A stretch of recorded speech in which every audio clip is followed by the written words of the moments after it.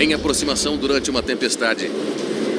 Ambas pistas estão molhadas. Turbulência severa. O voo 1572 da American Airlines perde uma valiosa tábua de salvação. Atenção, a torre está fechada. Tem uma janela com problema na torre. A torre tinha sido esvaziada. Essa era uma situação muito incomum. Os investigadores da NTSB descobrem que um supervisor foi até a torre deserta. Eu disse a eles que podiam pousar. O pouso fica a seu critério. A pista parece estar limpa. Momentos antes do pouso, um desastre. O que foi? E ambos os motores do avião falham. Qual foi o papel de uma torre fora de serviço ao pôr em risco a vida das 78 pessoas a bordo? Avise que vamos descer.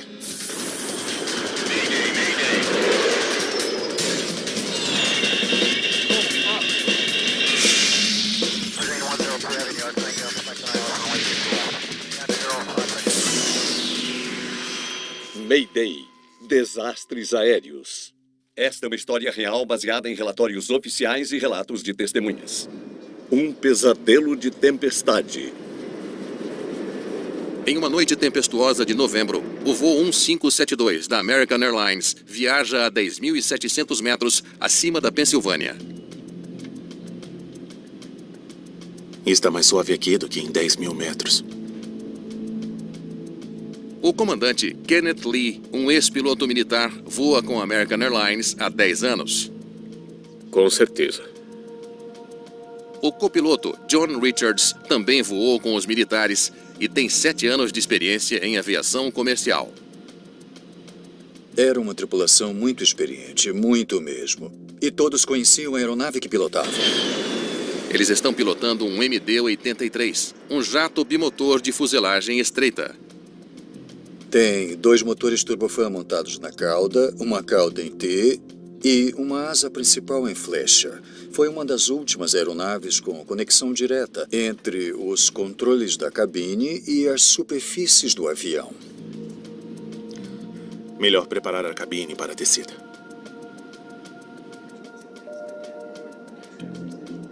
Sim, Estamos iniciando a descida. Pode checar a cabine e preparar para o pouso. claro.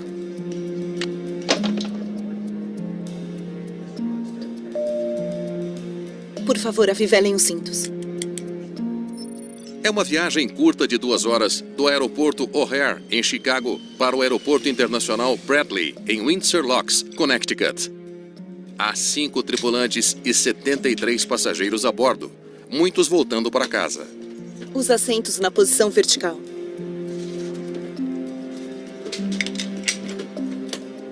O voo começou rotineiramente. Foi o segundo dia de uma viagem de 3 dias para essa tripulação. American 1572, desça a critério do piloto. Mantenha nível de voo em 5800. A critério do piloto para 5800, American 1572. Vamos descer. O voo está a 25 minutos do pouso. Vou ouvir o WhatsApp rapidinho. Informações do aeroporto de Bradley, Vitor 03. O ATIS, ou Serviço Automático de Informação de Terminal, fornece aos pilotos dados importantes sobre o aeroporto, como clima e aproximações. Aviso aos aviadores, pista 24 e 15. Ambas as pistas estão molhadas. Turbulência severa. Entendi. Parece que vai ser uma jornada acidentada. Vou avisar os passageiros. Eles vão encontrar um clima ruim ao longo do caminho, mas nada com que esta tripulação experiente não consiga lidar. Muitas vezes eu experimentei o mesmo tipo de vento e clima que essa tripulação enfrentou, e os ventos têm um efeito drástico no avião. Eles o empurram. A tripulação estava familiarizada com o clima e era experiente o suficiente para lidar com qualquer coisa. Iniciamos a descida. Nós teremos uma turbulência moderada na descida. Então pode ficar um pouco instável. Apenas me observe. Sim, claro, pode deixar. Os pilotos se preparam para o pouso. Qualquer comentário é só gritar para mim. Vai ter muita turbulência. Sabe pousar assim? Eles se apoiam, eles garantem um ao outro. Se algo der errado ou alguém fizer algo errado, o outro pega isso e corrige. A 80 quilômetros do aeroporto, o tempo piora. É muita chuva. Eu estou vendo. Os controladores ao longo da rota disseram a eles que o tempo ia ficar ruim com tempestades e tesouras de vento. Uma tesoura de vento é uma mudança repentina na velocidade ou direção do vento que pode ser perigosa perto do solo. American 1572, desça e mantenha em 1.200 metros. Descendo para 1.200. 1572. O voo 1572 é o último avião voando para o aeroporto de Bradley esta noite. Aproximando de 1.200. A tripulação está fazendo uma difícil aproximação de não precisão.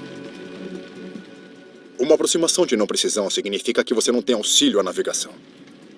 Cabe mais à tripulação descobrir a altitude e descer dessas altitudes corretamente e evitar todo o terreno que está abaixo deles. Nós estamos configurados na perna para aproximação por VHF. Flaps 5. Confere. Flaps 5. Esse tipo de aproximação é um trabalho adicional para os pilotos. A aproximação de não precisão é a mais difícil das aproximações, porque é preciso muita atenção. Para fazer essa aproximação, ela tem que ser configurada corretamente. American 1572, esteja ciente de que a torre está fechada neste momento, devido a um problema com uma das janelas. A aproximação de não precisão e o mau tempo não são os únicos desafios que a tripulação enfrenta. Entendido. Tem uma janela com problema na torre. Em aeroportos maiores, a torre de controle tem duas áreas para gerenciar voos chegando e partindo. O controle de aproximação, normalmente localizado em um dos andares inferiores, e o controle da torre, em cima. Mark Guyot foi gerente de tráfego aéreo no aeroporto de Bradley por 12 anos. Uma vez no raio de 8 quilômetros do aeroporto, o controlador de aproximação passa para a torre para orientá-los para o pouso e táxi até o portão. Mas uma janela com vazamento fechou a torre, obrigando a controladora de tráfego aéreo a deixar seu posto. Os controladores da torre são os olhos dos pilotos em solo. São eles que garantem que a pista esteja estéril e desobstruída para pouso. Que não haja obstruções e nenhum outro tráfego. Eles também fornecem informações essenciais nas fases finais do voo. Flaps 11, por favor. Deixa comigo. Os pilotos devem agora confiar em suas próprias observações para pousar com segurança. Os pilotos esperavam que alguém estivesse na torre, o controlador, para ver as condições da pista e dar a eles as informações necessárias e para ver se durante a tempestade alguma coisa foi parar na pista para poderem fazer um pouso seguro. O controlador de aproximação está monitorando de perto o voo. Ele percebe que o avião está desviando do curso. American 1572, parece que você está um pouco à esquerda da final. Parece que estamos à esquerda dela. Entendido. A 11 quilômetros do aeroporto, o comandante Lee põe o avião de volta no curso. Baixando o trem. Trem baixado.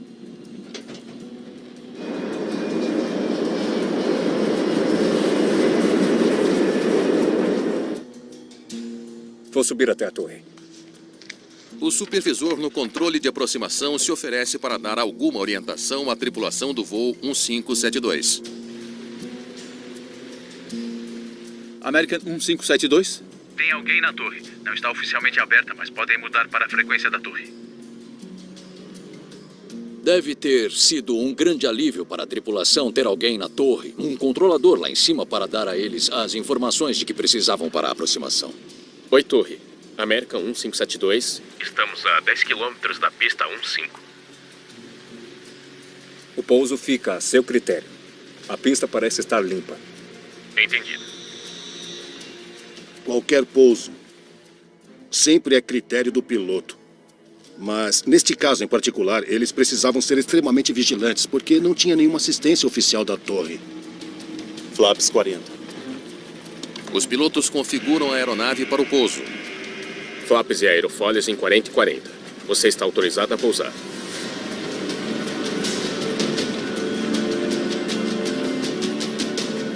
Agora a 900 metros. Certo.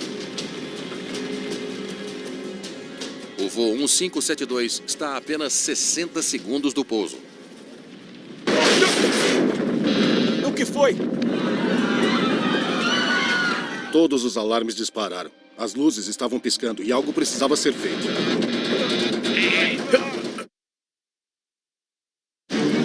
A 4 quilômetros do aeroporto de Bradley, em Connecticut, o voo 1572 da American Airlines atingiu algo enquanto descia para a pista. Os pilotos devem agir rapidamente para evitar uma queda. Vá, arremeta! Arremetendo. Eles puxam o nariz do avião para cima na tentativa de se recuperar. Flaps 15. Taxa positiva. Recolher trem. Trem recolhido. A tripulação, imediatamente, iniciou o procedimento de arremeter. Eles recolheram o trem, recolheram os flaps, aumentaram a potência dos motores e, imediatamente depois disso, as coisas pioraram muito rapidamente.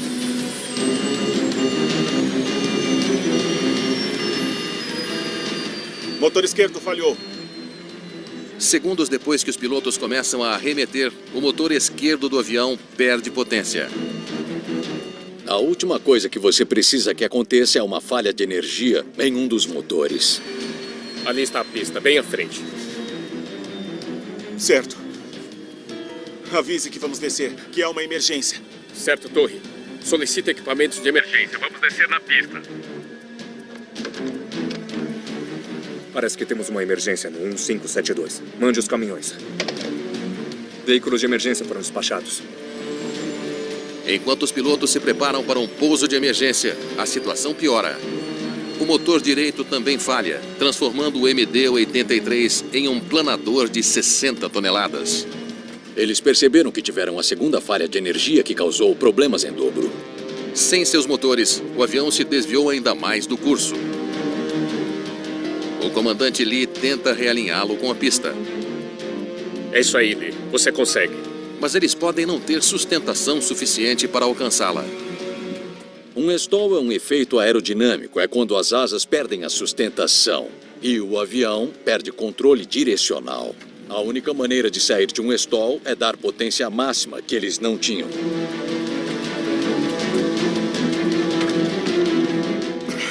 Se segure, John. Segure, amigos. Segure. Segure. Segure. Segure. Segure.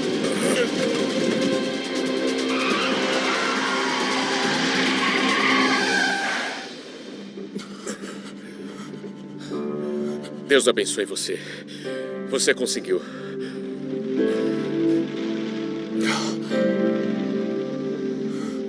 Foi um milagre que o copiloto viu a pista e a tripulação reagiu tão rápido. Foi uma reação muito boa e certamente salvou a vida de muitas pessoas. O voo 1572 pousou com segurança após uma aproximação final traiçoeira. Todos sobreviveram e, surpreendentemente, só uma pessoa sofreu ferimentos leves.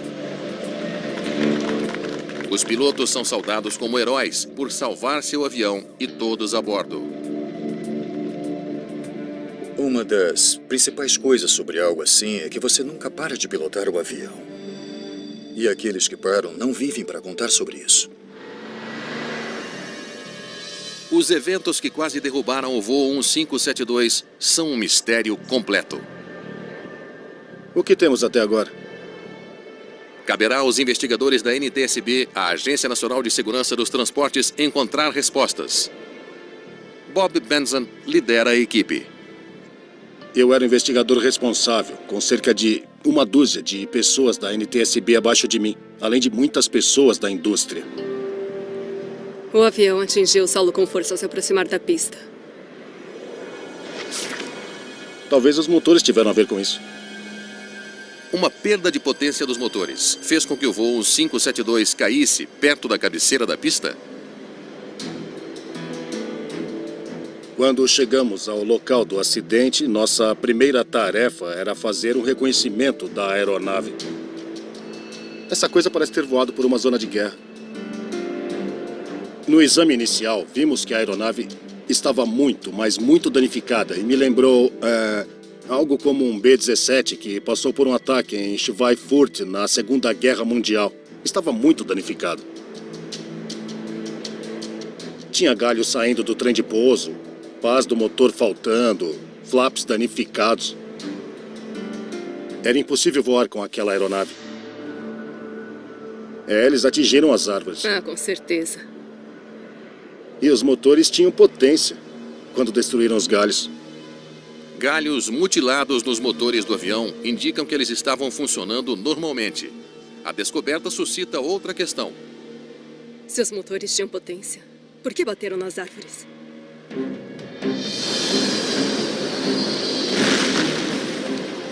A principal questão era por que a aeronave estava baixa a ponto de bater em árvores e ainda assim chegar à pista. Se você vai analisar um acidente como esse, que foi categorizado como um voo controlado sobre terreno, você tem que entender para onde o avião foi, quando foi lá e por que foi lá.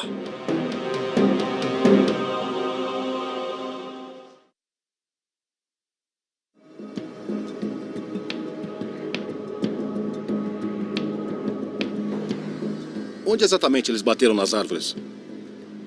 Para entender por que o voo 1572 atingiu as árvores, os investigadores tentam identificar o primeiro ponto de impacto.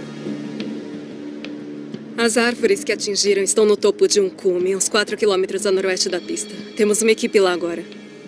Vamos ver se as árvores ou o cume estavam marcados na carta. A carta de aproximação em si, quando você olha para ela, vê o cume marcado com um pequeno ponto com altitude. A carta mostra o topo do cume a 250 metros. Assim que olhamos a carta de aproximação que a tripulação usava, notamos que o cume era só um ponto com o número 250 próximo a ele, uma altitude. Esse ponto poderia ser qualquer coisa, podia ser um prédio, uma árvore gigante. Outras companhias aéreas usam uma carta ligeiramente diferente que mostra características topográficas, incluindo esse cume. O voo 1572 entrou baixo demais? Havia falta de detalhes em sua carta de aproximação? Em que altitude atingiu as árvores? Preciso de uma altitude para a primeira marca de impacto.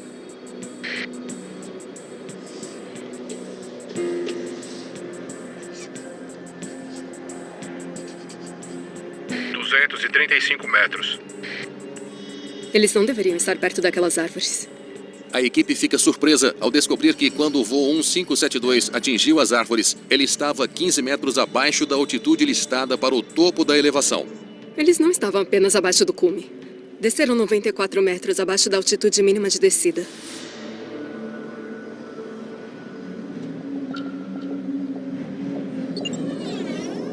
A altitude mínima de descida, ou AMD, é a altitude mais baixa que uma tripulação pode descer até conseguir ver a pista. Ela foi definida para manter os aviões acima do terreno ou das obstruções. Essas altitudes são altitudes concretas. Quando a FAA põe essas altitudes na carta, leva tudo em consideração, como as árvores e a elevação, para manter o avião a uma altitude segura. Por que eles desceram tão baixo? Poderia ter algo errado com os altímetros. Os investigadores viram que o avião desceu demais. Será que a tripulação tinha a indicação correta? Será que o sistema estático está funcionando? O sistema pitot estático era muito importante, porque esse sistema controla altitude, altímetros, os indicadores de velocidade do ar e também as indicações de velocidade vertical. Os sensores forneceram dados incorretos aos altímetros do avião?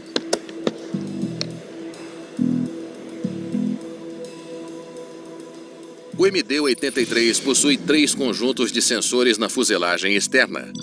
Eles medem a pressão do ar para determinar a velocidade do ar, altitude e velocidade vertical.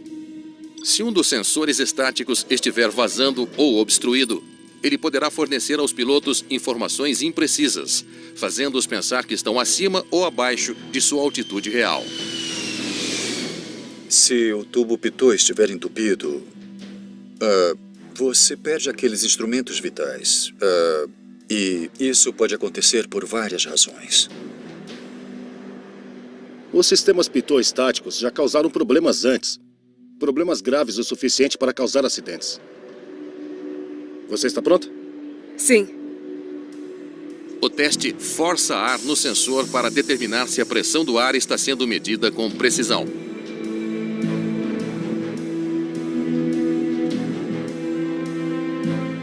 Mas isso prova ser um beco sem saída. O sistema estático está funcionando. Bom, então, vamos ver o que os controladores podem dizer.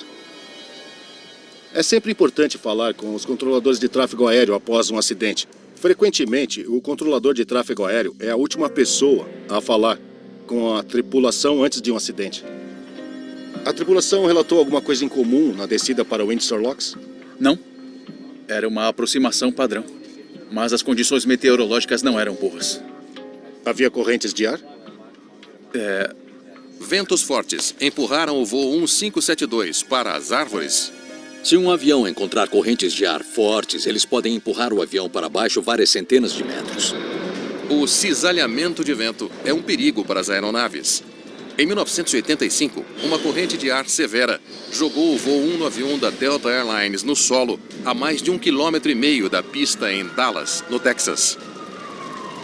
137 pessoas perderam a vida. Em 1994, um ano antes do acidente do voo 1572 em Connecticut, o voo 1016 da US Air colidiu com árvores ao tentar pousar em uma tempestade severa na Carolina do Norte. Ele atingiu um bairro residencial, matando 37 pessoas. As tempestades têm ventos muito violentos. Podem ter correntes ascendentes de 320 km por hora. E então, meio segundo depois de você passar por isso, atinge uma corrente descendente na mesma velocidade. Havia vento muito forte ao redor do aeroporto a noite toda. E quando esse voo estava chegando? Havia algum vento. Os investigadores descobrem que os sensores do aeroporto registraram algumas correntes descendentes. Não paramos de fornecer atualizações. Como eu disse, as condições não eram boas. Então eles sabiam para onde estavam voando? Sim. Dadas as condições climáticas da época e o ar instável, os investigadores puderam determinar que pode ter havido correntes descendentes de até 90 a 120 metros por minuto no momento desse evento. Então, se houvesse uma corrente descendente, eles estariam preparados para ela? Sim. É possível que o vento possa ter puxado a aeronave na direção das árvores. Mas dando uma olhada cuidadosa no clima, na hora, nós concluímos que isso não era verdade. Houve mais alguma coisa fora do comum naquela noite, além do clima? Bom, a torre foi fechada para reparos. Janelas com vazamento. Um de nossos supervisores subiu para ver se eles pousarão bem. A torre estava fechada durante a aproximação? Sim. Eu gostaria de falar com o supervisor que estava na torre. Sim, é claro. O voo 1572 bateu nas árvores devido à falta de orientação da torre? O trabalho de controle de tráfego aéreo é exigente e preciso. Se houver alguma interrupção importante, seja na torre ou nos radares, isso pode afetar muito o tráfego de aeronaves. Houve sinais de que a tripulação tinha problemas na aproximação? Na verdade, não. Estava tudo normal até avisarem da emergência. Descreva o que aconteceu. Já estavam a 10 quilômetros e alinhados com a pista. A pista parecia limpa, então eu disse que poderiam pousar. Estamos a 10 quilômetros da pista 15.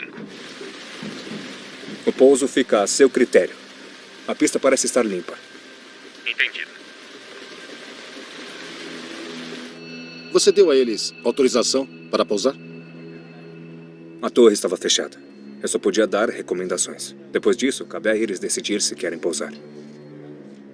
As recomendações são informações fornecidas para o piloto usar. Se quiser, ele pode dar ouvidos ou pode não dar. Depende dele. Neste caso, a torre não estava aberta. Portanto, ele não tinha autoridade para emitir uma autorização de pouso. Os investigadores ainda não sabem se o mau tempo e uma torre de controle fechada fizeram com que os pilotos caíssem abaixo da altitude mínima de descida. O que foi? E batessem nas árvores.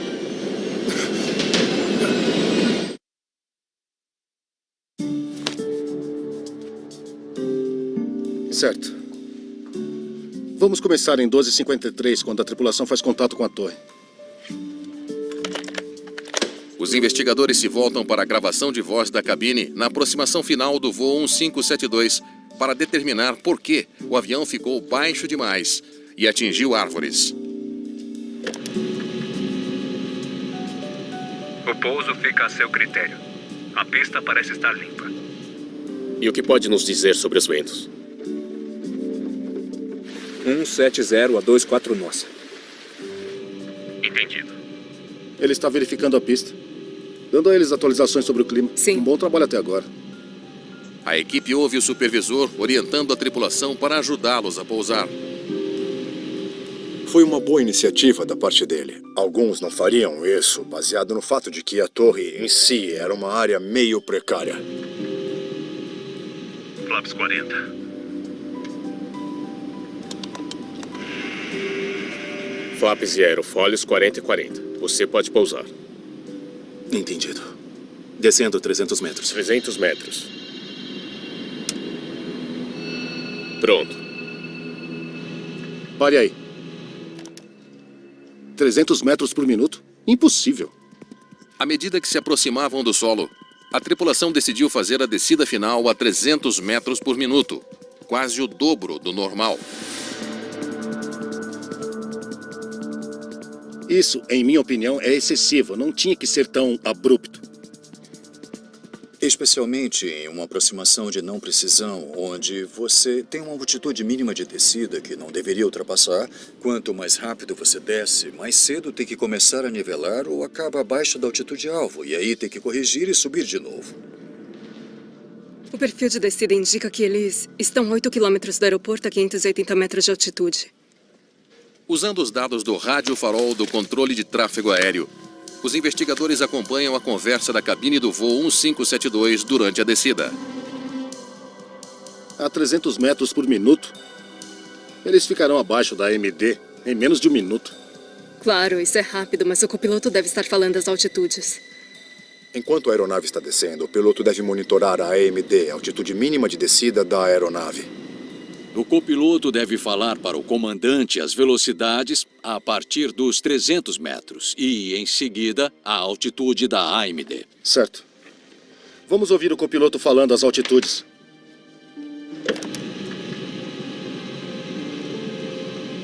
300 metros. Ótimo. Ele avisou a 300 metros. Mas eles não ouvem mais nenhuma informação depois disso. O copiloto avisou sobre os 300 metros acima da AMD, mas não disse nada 30 metros acima da AMD. Os investigadores então ouvem algo incomum. 329 metros é a sua... Certo. Você está indo abaixo da sua... O que foi? Espere. Esse foi o aviso de altitude mínima de descida? Acho que deveria ser. A equipe descobre que o copiloto administrou mal as chamadas restantes. O copiloto começou a avisar a AMD, mas nunca terminou a frase. Então ele diz pela metade na altitude mínima. E então não diz mais nada, até estarem abaixo dela. E foi quando atingiram as árvores. Por que os pilotos cometeram um erro tão crítico tão perto do pouso? Vamos falar com os pilotos. Nesse caso específico, tivemos a sorte de ter uma tripulação viva para entrevistar. Queríamos determinar exatamente o que estavam pensando durante o acidente.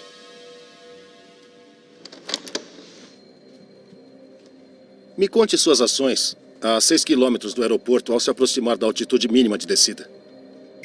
O tempo estava ruim. Decolamos com 2 horas de atraso.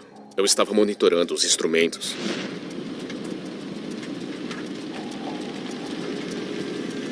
329 metros é a sua... Certo. Entendi. E depois? À medida que nos aproximávamos da altitude mínima de descida, olhei para fora em busca do aeroporto. E quando olhei para trás, estávamos abaixo do mínimo. Você está indo abaixo do Entendi. Durante esse tempo, ele estava olhando para fora. Não estava monitorando os instrumentos tão atentamente quanto deveria. Nesse caso, o procedimento adequado seria o copiloto ter prestado mais atenção no altímetro e a bússola e outros instrumentos na cabine, até que o comandante dissesse: eu estou vendo a pista. Por que você não avisou para remeter? Bem, não houve tempo, porque nós batemos nas árvores. O que foi? Foi uma noite estressante. Pode haver um pouco de saturação de tarefas aí. Isso passou de um voo fácil e relaxado, com um pouco de dificuldade, para o clima. Meu Deus, tudo está dando errado muito, muito rápido.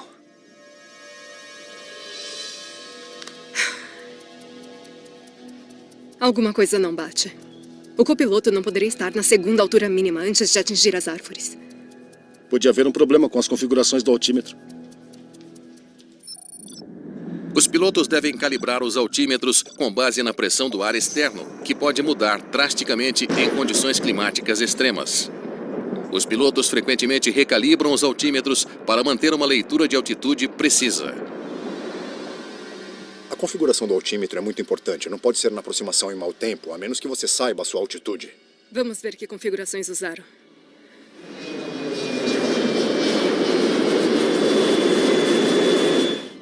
É muita chuva. Eu estou vendo. Nesse caso, por causa da tempestade que passava pela área, a pressão estava caindo rapidamente. E quando isso acontece, a configuração do altímetro diminui rapidamente. Isso significa que se você não redefinir sua altitude, seu avião está voando mais baixo do que pensa.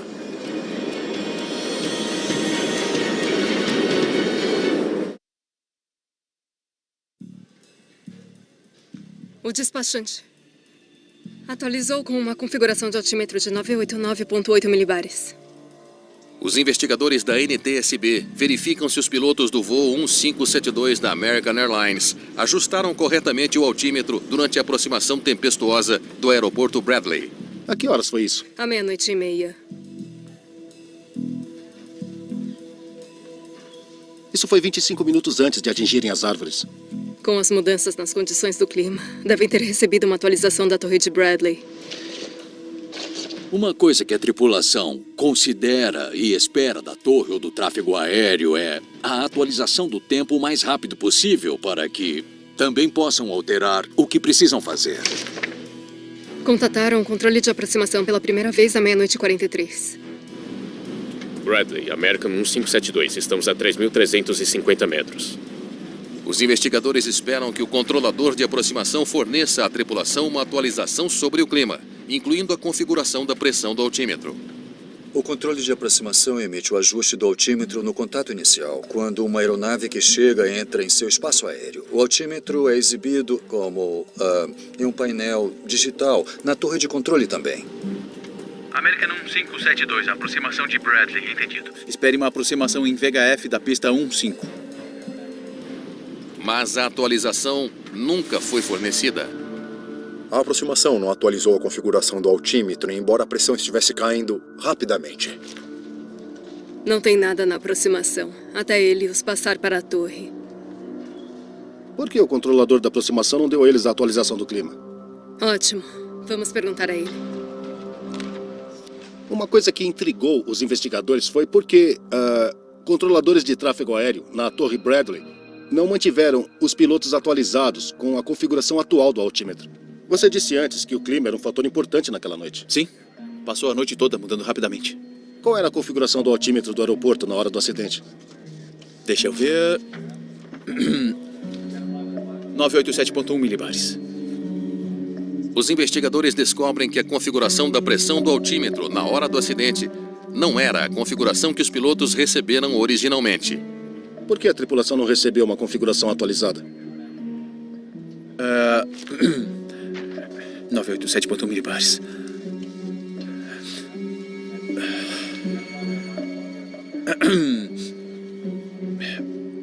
Eu não pensei em dar a eles. Às vezes as coisas que você faz repetidamente tornam-se muito rotineiras e, bem, Tarde da noite, quando não tem muita coisa acontecendo, às vezes essas são as coisas que fogem do controle. Nós nos questionamos um pouco sobre essa desculpa, mas é o que ele disse. Então, essencialmente, os pilotos não tinham a configuração atual do altímetro quando fizeram a aproximação. Temos configuração do altímetro da hora do acidente. Comparar as duas configurações de altímetro revelará o quanto o avião estava voando mais baixo do que deveria. 2,7 milabares. A diferença na configuração do altímetro entre o que eles puseram em seus instrumentos e o que era a realidade foi 2,7 milibares, o que equivale a 23 metros.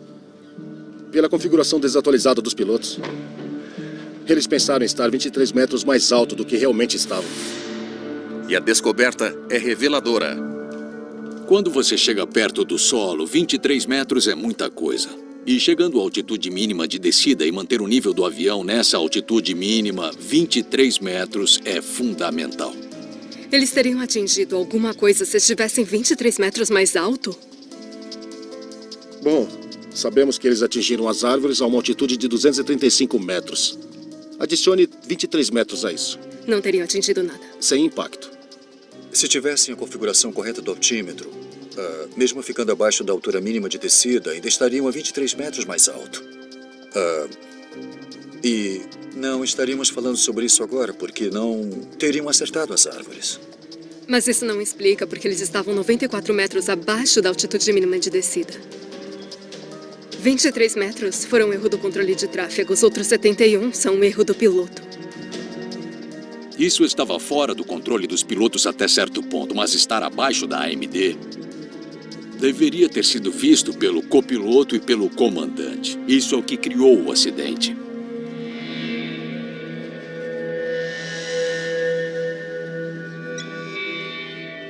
No final, a decisão foi da tripulação.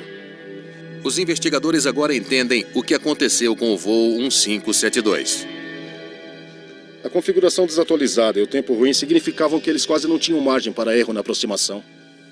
E quando estavam descendo rápido demais e ultrapassaram a altitude mínima de descida, não havia como recuperar antes de bater nas árvores. Só uma pergunta permanece sem resposta. Apesar de bater nas árvores, como eles fizeram aquele pouso?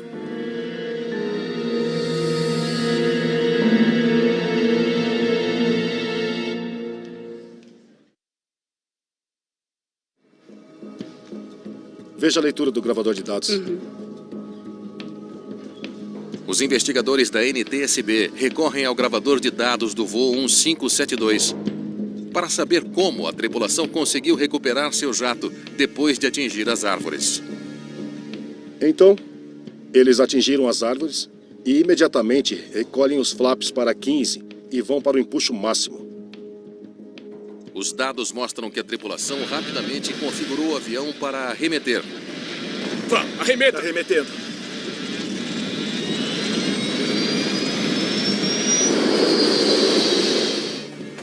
Flaps 15. Taxa positiva. Trem recolhido. Trem recolhido. E então, assim que eles começam a arremeter, eles perdem o motor esquerdo.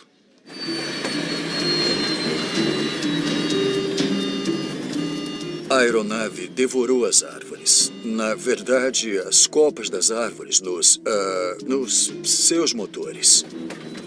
O motor esquerdo falhou. Seguido do motor direito. Esse é um cenário em que algo devastador acabou de acontecer. Atingimos algumas árvores no topo de um cume a 4 quilômetros da pista e perdemos a capacidade da aeronave a cada segundo. Eles estão com o nariz erguido, estão perdendo velocidade e ambos os motores estão danificados. É uma receita para Stoll, se é que já vi uma. De repente, eles começaram a perder a velocidade no ar. Eles estavam com o nariz para cima e esse é o pior momento que poderia acontecer. A velocidade do ar é o que faz o avião voar. Se não houver ar suficiente se movendo sobre as asas, elas param de voar. E isso é conhecido como stall. A pista está bem à frente. Felizmente, o copiloto viu a pista. Eles tinham que pôr o avião no solo depressa, porque não poderiam continuar voando com a potência do motor que tinham. Certo. Avise que vamos descer e que é emergência.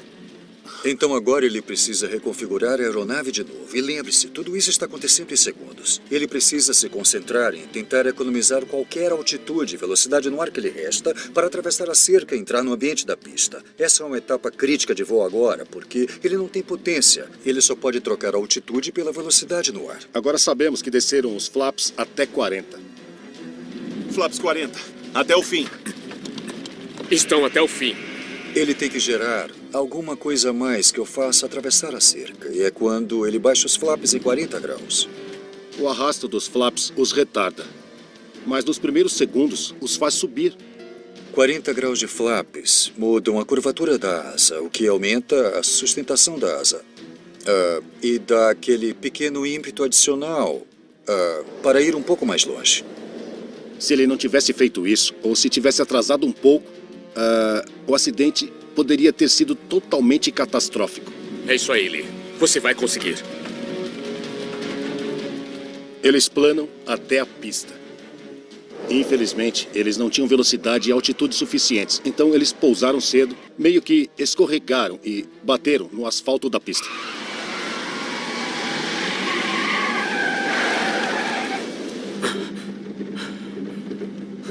Eles cometeram erros ao bater nas árvores, claro, mas ainda assim fizeram um excelente trabalho pousando a aeronave. É uma demonstração de habilidade incrível.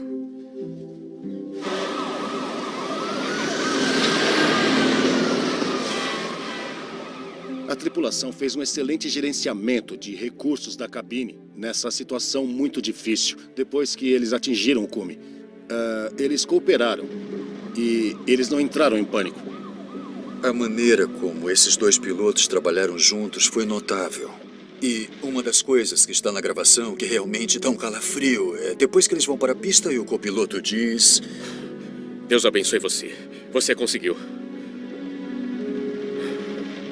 Este é um acidente que provavelmente não é conhecido por muitas pessoas. E isso porque a aeronave conseguiu pousar em uma pista e ninguém morreu. A recuperação impressionante do comandante não compensa os erros da tripulação.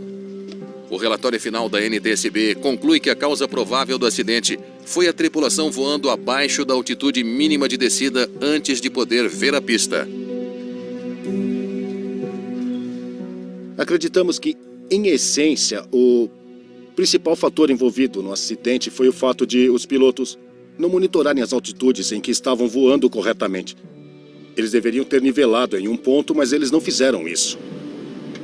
Após o acidente, a American Airlines aumentou a exigência de altura mínima de descida em 30 metros e a exigência de visibilidade em 800 metros para aproximações de não precisão ao aeroporto Bradley. É muita chuva. A NTSB também recomenda que, em condições onde a pressão está caindo rapidamente, os controladores devem emitir atualizações de configuração do altímetro tão frequentemente quanto possível. O controlador de aproximação emite a configuração atual do altímetro. Isso também não aconteceu, certo? O que é importante entender, porém, em termos de responsabilidade, é que o comandante é a autoridade final no voo. Em última análise, é a responsabilidade do comandante garantir a segurança do voo. Nesse caso, ele não garantiu que tinha a configuração de altímetro mais atual.